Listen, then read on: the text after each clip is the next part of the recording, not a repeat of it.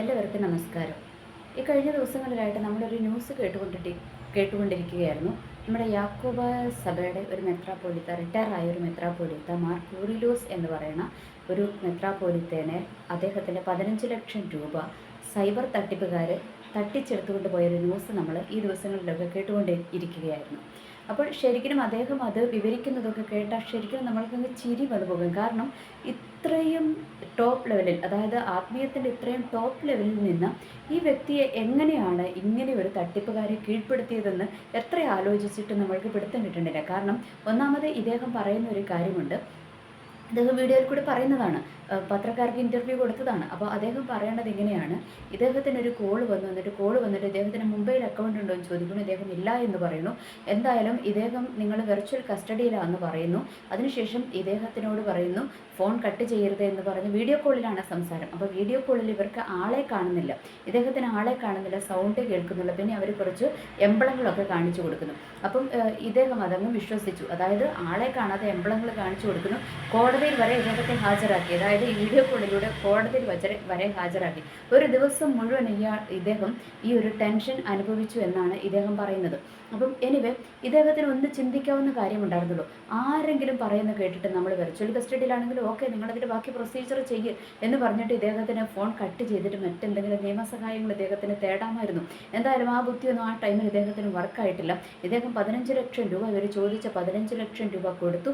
അതുകൂടാതെ വേറെ ഒരു 1 ലക്ഷത്തിൻ്റെ കണക്ക് പറഞ്ഞപ്പോൾ, 1 ലക്ഷത്തിലധികം രൂപയുടെ കണക്ക് പറഞ്ഞപ്പോൾ അത് കയ്യിലില്ലാതിരുന്നിട്ട് വേറെ ഒരു അച്ഛൻ്റെ അടുത്തൊന്ന് കടം മേടിച്ച് ഈ തട്ടിപ്പ് സംഘത്തിന് അയച്ചു കൊടുത്തു എന്നുള്ളതാണ് ഇതിനകത്തെ ഫൈനൽ. എന്തായാലും കേരള പോലീസ് ഇതിൻ്റെ അന്വേഷണവുമായിട്ടൊക്കെ മുന്നോട്ട് പോകുന്നുണ്ട്. ഇനി മെത്രാൻ അത് കിട്ടിയാൽ കിട്ടി എന്ന് പറയാം, ഇല്ലെങ്കിൽ അത് പോയി, അത്ര ഇതിനകത്ത് പറയാനുള്ളൂ. ഓക്കെ, അപ്പോൾ നമ്മൾ മനസ്സിലാക്കേണ്ട ഒരു കാര്യമുണ്ട് ഇതിനകത്ത്.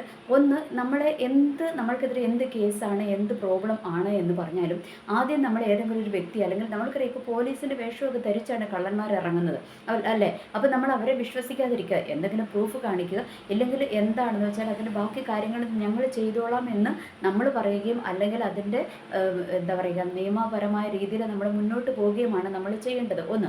രണ്ടാമത്തെ കാര്യം എന്താണെന്ന് വെച്ചാൽ, ഒരിക്കലും, അതാണ് ബാങ്കുകാർ എപ്പോഴും നമ്മളോട് പറയും, നിങ്ങളുടെ ബാങ്ക് ഡീറ്റെയിൽസ് ഒരു വ്യക്തികൾക്ക് നിങ്ങൾ ഹാൻഡ് ഓവർ ചെയ്യരുത്.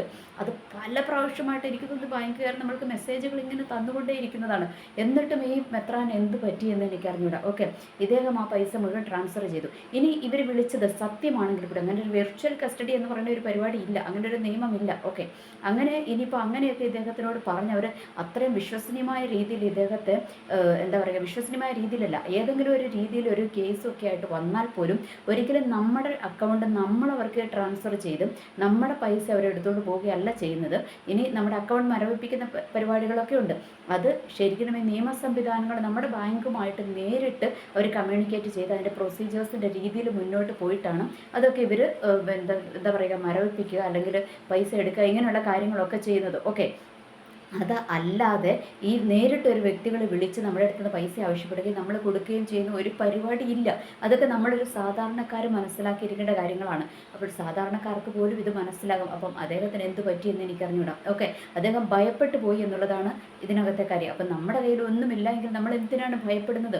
നമ്മൾ തെറ്റ് ചെയ്തിട്ടില്ല എങ്കിൽ നമ്മൾ ഭയപ്പെടേണ്ട യാതൊരു കാര്യവും ഇതിനകത്തില്ല. അപ്പോൾ അദ്ദേഹം എന്തുകൊണ്ടാണ് ഭയപ്പെട്ടു പോയത് എന്ന് എനിക്കറിഞ്ഞൂടാ. ഓക്കെ, ഇനി ഇദ്ദേഹത്തിൻ്റെ കാര്യം എടുത്താൽ നമ്മൾക്കറിയാം, ഇദ്ദേഹം ഒരു ഇടതുപക്ഷ അനുഭാവിയാണ്. അപ്പോൾ ഏതെങ്കിലും ഒരു അനുഭാവിയാകട്ടെ, ഏത് രാഷ്ട്രീയ പാർട്ടിയുടെ അനുഭാവികൾ ആകട്ടെ, അതൊന്നും നമുക്ക് വിഷയമല്ല. പക്ഷേ എനിക്കൊരു കാര്യം പറയാനുള്ളത്, എനിക്ക് കിട്ടിയ ഒരു കാഴ്ചപ്പാടനുസരിച്ച് നമ്മൾ നോക്കേണ്ടത് ഒരു ആത്മീയ നേതൃത്വ നിലയിൽ നിൽക്കുന്ന, അത് ഉസ്താദുമാരാകാം, പൂജാരിമാരാകാം, അച്ഛന്മാരാകാം, മെത്രാന്മാരാകാം, പാസ്റ്റർമാരാകാം, ബ്രദർമാരാകാം, ആരായാലും ആത്മീയ ലെവലിൽ നിൽക്കുന്ന ഒരാൾക്ക് രാഷ്ട്രീയം ഉണ്ടാകുന്നുണ്ടെങ്കിൽ തന്നെ അത് അവരുടെ മനസ്സിലായിരിക്കണം ആ രാഷ്ട്രീയം ഉണ്ടായിരിക്കേണ്ടത്. ഓക്കെ, നമ്മൾ വോട്ടിംഗ് സിസ്റ്റമൊക്കെ നമ്മൾ ഉപയോഗപ്പെടുത്തണം, അതൊക്കെ നമ്മളൊരു പൗരൻ എന്ന നിലയിൽ നമ്മൾ ചെയ്യേണ്ടതാണ്. പക്ഷേ നമ്മൾക്ക് ആത്യന്തികമായി നമ്മൾ കീഴടങ്ങിയിരിക്കേണ്ടത്, നമ്മൾ അനുഭാവം കാണിക്കേണ്ടതും ആരോടായിരിക്കണം?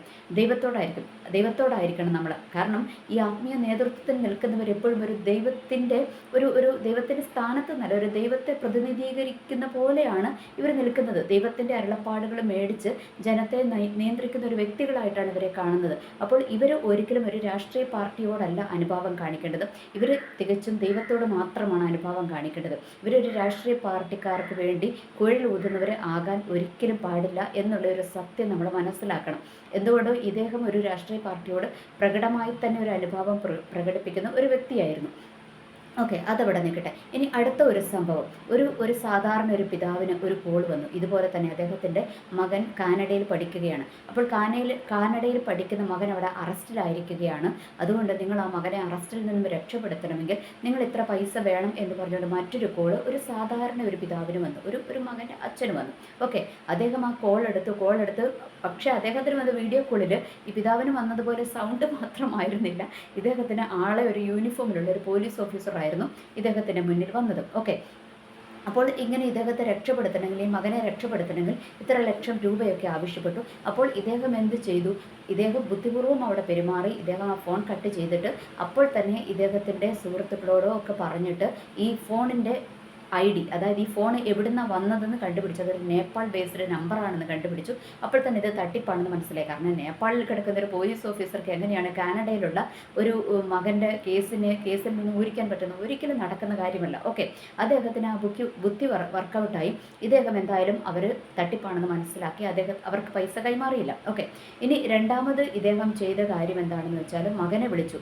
അപ്പം തന്നെ മകനെ വിളിച്ചപ്പോൾ 2 മണിക്കൂർ ഇവർ ബുദ്ധിമുട്ടി എന്നാണ് പറയുന്നത്. ഇദ്ദേഹത്തിന് മകനെ കോൺടാക്റ്റ് ചെയ്യാൻ പറ്റുന്നില്ല, മകൻ ഫോൺ എടുക്കണില്ല. അപ്പോൾ ഇദ്ദേഹം ശരിക്കും ഭയന്നു പോയി. കാരണം ഈ വിളിച്ചതിന് സത്യമാണോ എന്ന് പോലും ഒരു നിമിഷം അദ്ദേഹം ചിന്തിച്ചു. കാരണം ഇദ്ദേഹത്തിന് ഇത് നേപ്പാൾ ബേസ്ഡ് നമ്പറാണെന്ന് മനസ്സിലായിട്ട് പോലും ഇത്രയും മകൻ ഫോൺ എടുക്കാതിരുന്നപ്പോൾ ഇത് സത്യമാണ് എന്ന് പോലും ഇദ്ദേഹത്തിന് ആകെ കൺഫ്യൂസ്ഡായി. കാരണം ഈ വിളിച്ച ആൾക്കാർ ഇവരുടെ സകല ഡീറ്റെയിൽസും പറഞ്ഞു. മകൻ ഇന്നതുപോലെ കാനഡയിൽ പഠിക്കുന്നില്ല എന്ന് വരെ ഇവരുടെ അടുത്ത് ചോദിച്ചു. ഓക്കെ, അപ്പം എനിവേ എന്തായാലും 2 മണിക്കൂറിന് ശേഷം ഈ മകൻ തിരിച്ചു വിളിച്ചപ്പോൾ മകൻ പറഞ്ഞ് പുതിയ താമസ സ്ഥലത്തോട്ട് മാറിയതിൻ്റെ ക്ഷീണത്തിൽ ഒരു ടെൻഷനൊക്കെ ആണല്ലോ. അപ്പം ഒത്തിരി ബുദ്ധിമുട്ടുകളായിരുന്നല്ലോ, സാധനങ്ങളൊക്കെ പാക്ക് ചെയ്ത് വെക്കുകയും അങ്ങനെ ഉറക്കമൊക്കെ കിട്ടാതെ വന്നതിൻ്റെ അവസ്ഥ പ്രകാരം ഈ മകൻ ഉറങ്ങിപ്പോയിട്ട് 2 മണിക്കൂറിന് ശേഷം ഫോൺ സൈലൻ്റ് ആക്കി വെച്ചിട്ടായിരുന്നു 2 മണിക്കൂർ ഉറങ്ങിയത്. അപ്പോൾ 2 മണിക്കൂർ കഴിഞ്ഞപ്പോൾ ഈ സുഹൃത്തുക്കളൊക്കെ വന്ന് നിൻ്റെ പപ്പ വിളിക്കുന്നു എന്ന് പറഞ്ഞ് ഇദ്ദേഹത്തോട് പറയുകയും ഇദ്ദേഹം ഈ മകൻ പപ്പയെ തിരിച്ചു വിളിക്കുകയും ചെയ്തു. അങ്ങനെ ഇവിടെ പ്രശ്നങ്ങളൊന്നുമില്ല എന്ന് പറഞ്ഞ് അവർ സമാധാനത്തോടെ ആ ഒരു കേസിൽ നിന്നും അവർ ഊരിപ്പോരുകയും ചെയ്തു. ഓക്കെ, അപ്പോൾ നമ്മൾ ഇതിനകത്ത് മനസ്സിലാക്കേണ്ട ഒരു കാര്യം, ഒരിക്കലും അതാണ് നമ്മളോട് എപ്പോഴും പറയുന്നത്, നമ്മൾ എന്ത് ചെയ്യണം? നമ്മൾ പ്രാവുകളെപ്പോലെ നിഷ്കളങ്കരും സർപ്പങ്ങളെപ്പോലെ വിവേകികളുമായിരിക്കണം എന്ന് പറയുന്നതിൻ്റെ കാരണം ഇതാണ്. അപ്പോൾ എവിടെ നിന്നാണ് നമ്മൾ ഇങ്ങനത്തെ ഈ അത്യാവശ്യ ഘട്ടങ്ങളിൽ നിന്നുള്ള ഒരു നമുക്ക് പെട്ടെന്ന് നമ്മൾ സ്റ്റക്കായി പോകും ഇങ്ങനത്തെ കാര്യങ്ങളൊക്കെ കേൾക്കുമ്പോൾ. അപ്പോൾ ശരിക്കും പരിശുദ്ധാത്മാവാണ് നമ്മളെ ഈ കാര്യങ്ങളിലൊക്കെ ഗൈഡ് ചെയ്യുന്നത്, അല്ലെങ്കിൽ ദൈവമാണ് നമ്മളെ ഗൈഡ് ചെയ്യുന്നത്, അല്ലേ? ദൈവത്തിൻ്റെ ഒരു പ്രസൻസ് എപ്പോഴും നമ്മൾ കൈകാര്യം ചെയ്തുകൊണ്ടിരിക്കുന്ന ആളാണെങ്കിൽ നമ്മളുടെ ജീവിതത്തിൽ ഫസ്റ്റ് പ്രിഫറൻസ് എപ്പോഴും നമ്മൾ ദൈവത്തിനാണ് കൊടുക്കുന്നതെങ്കിൽ ഒരു കാരണവശാലും ഇങ്ങനെ ഒരു അബദ്ധങ്ങളിൽ നമ്മൾ ചെന്ന് ചാടത്തില്ല. ആ പിതാവിനെ പോലെ നമ്മളെ ദൈവം എങ്ങനെയെങ്കിലും രക്ഷിച്ചെടുക്കും എന്നുള്ളതാണ് നമ്മൾ ഇതിനകത്ത് നിന്ന് മനസ്സിലാക്കേണ്ടത്. ഇപ്പം മെത്രാന് ദൈവിക അരുളപ്പാടുകളൊന്നും ഇല്ല എന്നൊന്നും അല്ല ഞാൻ പറഞ്ഞു വെക്കുന്നതും. എന്തുകൊണ്ടോ എനിക്ക് തോന്നുന്നത് ദൈവത്തിനെ വിട്ടിട്ട് ദൈവത്തിനെ കഴിഞ്ഞും ഒരു രാഷ്ട്രീയ പാർട്ടിയോടൊക്കെ ചായ്വ് നോക്കി പോയത് കൊണ്ടായിരിക്കും ഒരുപക്ഷെ ദൈവം ഇദ്ദേഹത്തിന് കൊടുക്കേണ്ട ഗൈഡൻസുകൾ കൊടുക്കാതെ സൈലൻ്റ് ആയിപ്പോയത്. ഇനി നമ്മൾക്കറിയാം ഈ ആത്മീയമായ പുൾപിറ്റുകളിൽ, അത് ഏത് മതത്തിൻ്റെ ആയിക്കോട്ടെ, ആത്മീയ പുൾപിറ്റുകളിൽ ഒരിക്കലും ദൈവിക കാഴ്ചപ്പാടുള്ള ഒരു വ്യക്തി ഒരിക്കലും ഈ രാഷ്ട്രീയക്കാരെ കയറ്റി നിർത്തത്തില്ല, അല്ലേ? കാരണം ഈ രാഷ്ട്രീയക്കാർ പല ചതികളും പല തെറ്റുകളും കുറ്റങ്ങളും ഒക്കെ ചെയ്തിട്ട് വരുന്നവരായിരിക്കും. എന്തെങ്കിലുമൊക്കെ തട്ടിപ്പും വെട്ടിപ്പും കാണിച്ചിട്ട് വരുന്നവരായിരിക്കും. അവരെ ഒരിക്കലും നമ്മളുടെ ദൈവസാന്നിധ്യം ഇറങ്ങുന്നിടത്ത് നമ്മൾ ഒരിക്കലും അവരെ കയറ്റി നിർത്തത്തില്ല. ഓക്കെ, അപ്പം ആത്മീയ കാഴ്ചപ്പാട് കിട്ടിയവർ ഒരിക്കലും ഇങ്ങനെ ഈ രാഷ്ട്രീയക്കാരെ കയറ്റി നിർത്തത്തില്ല. അവരെ അങ്ങ് താഴെ നിർത്തത്തുള്ളൂ, അവരെ മാറ്റി നിർത്തത്തുള്ളൂ. അവരെ ഈ ആത്മീയമായ മേഖലകളിലേക്ക്, അതായത് ആത്മീയ പുൾപിറ്റുകളിലേക്ക് ഇവരെ ഒരിക്കലും ആനയിക്കത്തില്ല. അത് കാഴ്ചപ്പാട് കിട്ടിയവൻ അത് മാറ്റി നിർത്തും, അല്ലാത്തവൻ അവരെ കയറ്റി നിർത്തുകയും ചെയ്യും. അപ്പം നമ്മൾ മനസ്സിലാക്കേണ്ട ഒരു കാര്യമുണ്ട്, നമ്മൾ എവിടെയാണ് ഇരിക്കുന്നത്, നമ്മളുടെ പൊസിഷൻ എന്താണെന്ന് നമ്മൾ ആദ്യം ഒന്ന് മനസ്സിലാക്കണം.